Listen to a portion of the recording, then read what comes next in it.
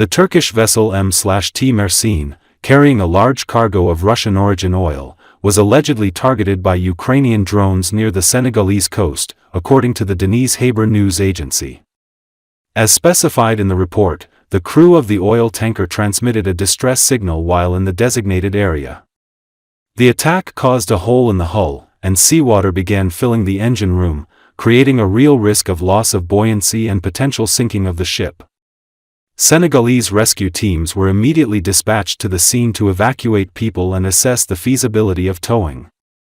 Official authorities have not yet commented on the incident.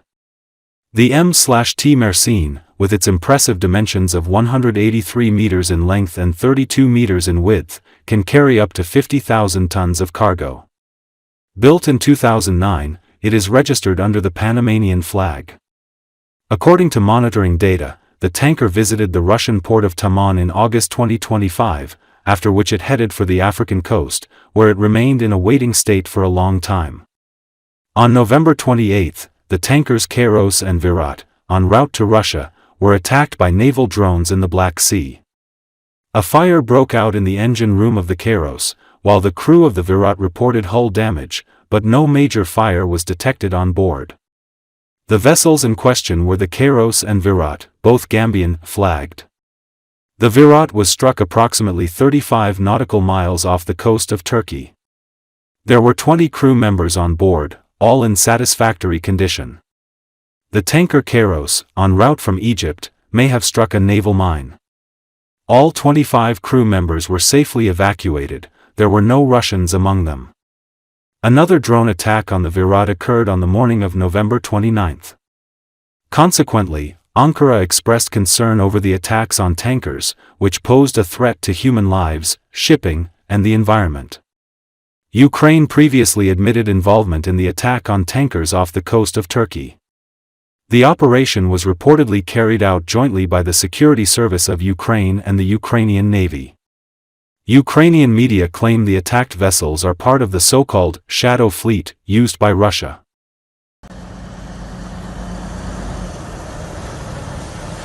Gars yi nee nañ Sénégal lii mooy problème dañuy gis nit nekk ci danger ñoom ñu koy filmé.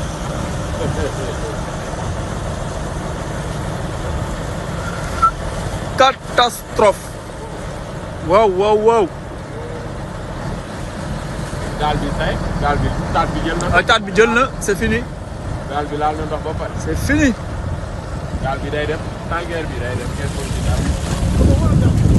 Non, gaal gi day. Il ko indi. Ah, lii dem na ba pare.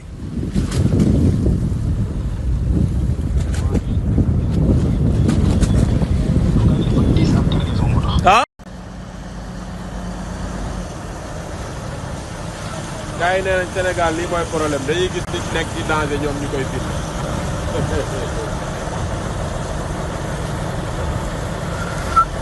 Catastrophe. Wow, wow, wow. Gaal bi say, gaal bi taat bi jël na. Taat bi jël na, c'est fini. Gaal bi laal na ndox ba pare. C'est fini. Gaal bi day dem, tanker bi day dem, kenn mënu ci dara. Non, gaal gi day. Il ko indi. Ah, lii dem na ba pare.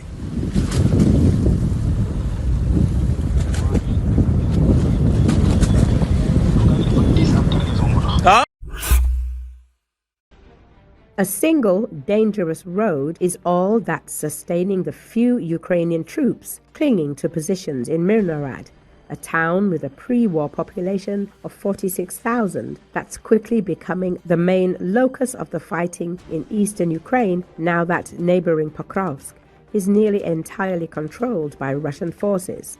Euromaidan Press media outlet says it's still barely possible for Ukrainian troops from the 38th Marine Infantry Brigade and the 79th Air Assault Brigade to travel along the road. But the route is almost constantly under first-person view drone fire control by the Rubicon Group, observer Thorkill noted. It is occasionally also infiltrated by Russian sabotage groups approaching it.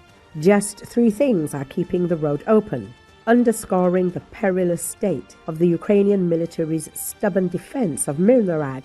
Nearly a year after the Russian center group of forces, some 150,000 strong, arrived at the outskirts of Myrnarad and Pokrovsk following a long and costly march. The village of Rodinsk abuts the road on the east.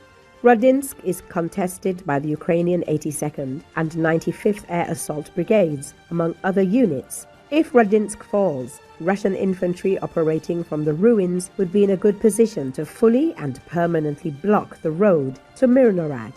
Russian sabotage groups aren't waiting for their comrades to capture Rodinsk. Slipping through the porous front line, they can lie in wait along the road and ambush passing Ukrainian troops.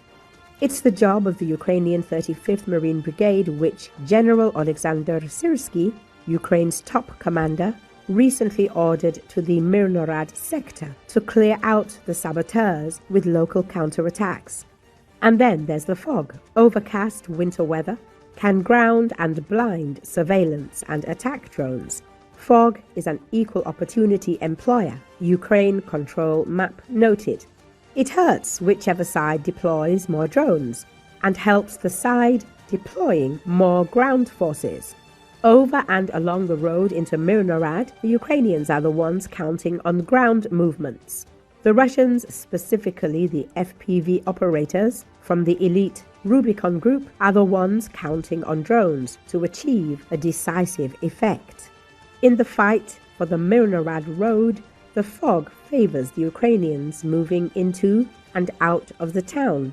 Indeed, the 38th Marine Infantry Brigade and the 79th Air Assault Brigade can only slip vehicles into Myrnarad on the foggiest days. According to Thorkill, a stretch of clear winter weather could doom the Ukrainian defense.